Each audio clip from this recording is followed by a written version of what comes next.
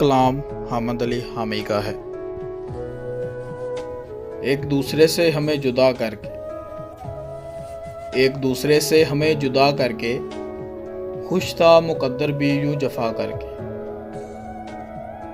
वो गफूरो रहीम है बख्श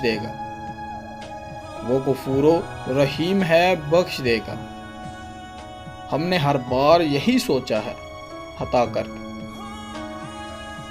इससे आगे चलना मुहाल था सो हमने इरादा तर्क किया मोहब्बत को फिर सजा करके। मैं उसके साथ भी गुमसुम ही फिरा करता था, हिजर ने भी रख दिया हमको फना करके। पहले गौर से देखा मेरी आंखों में,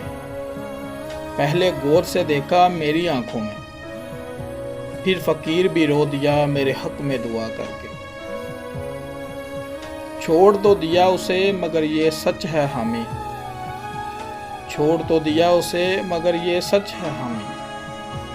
मैं पछताया बहुत बाद में उसे अलविदा करके।